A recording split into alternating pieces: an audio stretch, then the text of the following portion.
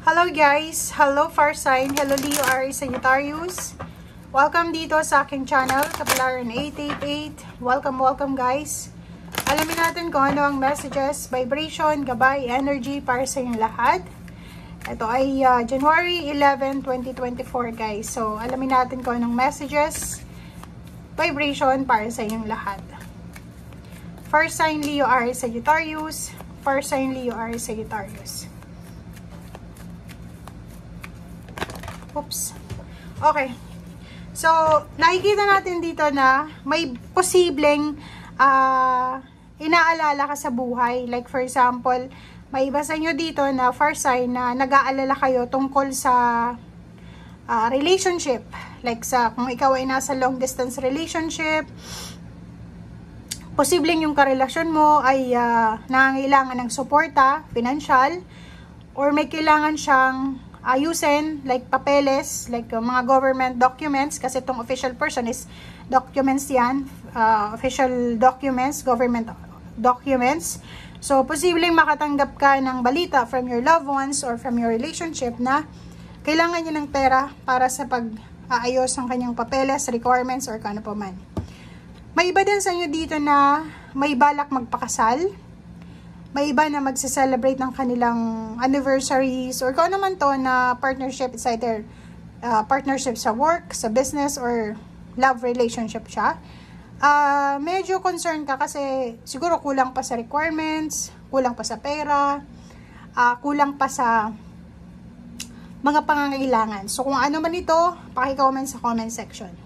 Meron din dito kasi number 5 to So message of concern, medyo nag-aalala ka. So for example, kailangan yung ayusin yung mga documents na kakailanganin nyo if ever man na gusto nyong pumunta ng ibang bansa or pwedeng gusto nyong bumili ng bahay.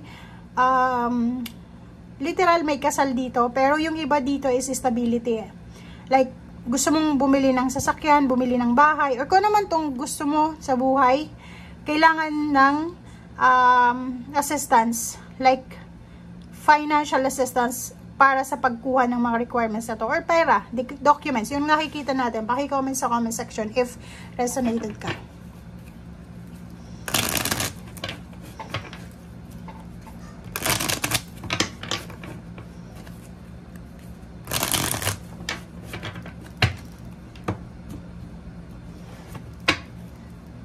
Okay, far sign Leo, Aries, Sagittarius. Oh, wow. So yun na nga, ang nakikita natin dito, meron kayong konting takot, 'di ba?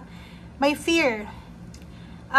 Sinasabi ng baraha sa'yo dito na may mga gusto kayong gawin sa buhay. Like for example, gusto yung lumipat ng pinagtatrabahuhan, mag-apply ng bagong trabaho, may ibang gustong magpakasal, may ibang gustong mag-apply for higher position, higher salary, or kung ano man ito.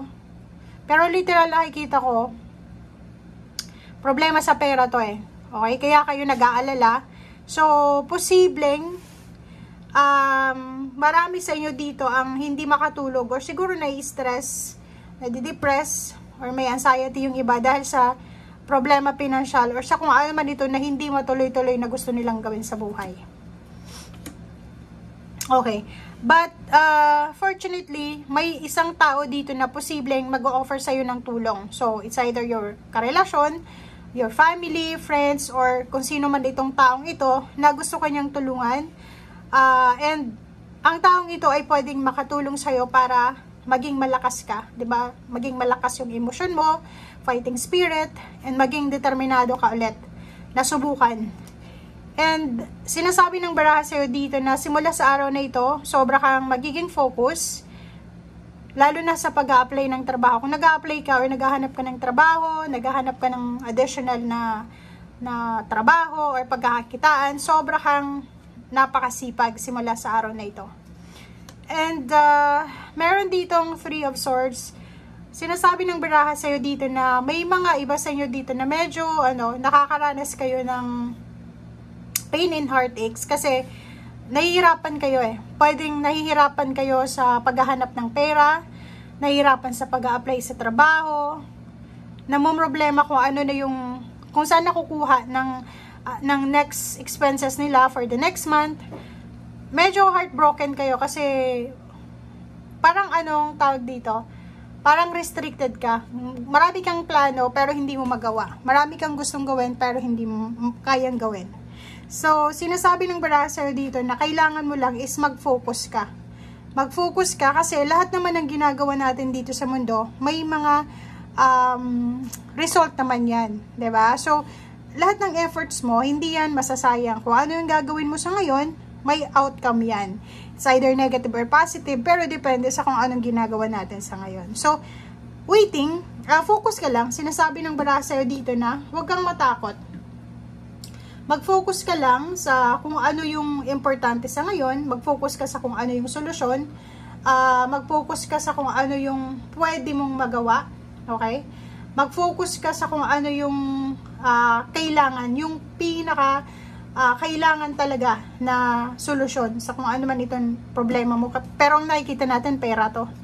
Okay? So, sinasabi ng baraha sa'yo dito na focus ka. Kailangan mo mag-focus dito sa financial prosperity na to. Kailangan mo mag-focus dito sa pera na kailangan mo or solusyon sa problema pinansyal or paano pa man yan. Kailangan mong mag-focus dito sa mga tao na pwedeng makatulong sa'yo, lalo na sa panahon ngayon na namumroblema ka. Okay? Yun, hanapin mo daw yung solusyon, hanapin mo yung clarity, huwag kang papayag na hindi ka ulit makapagsimula ng panibago. So, sinasabi ng baraha mo sa'yo dito, far sign Leo are Sagittarius, na hindi pa huli ang lahat. Pwede ka ulit magsimula. Pwede mong hanapin ulit yung freedom, pwede mo ulit hanapin yung sarili mo.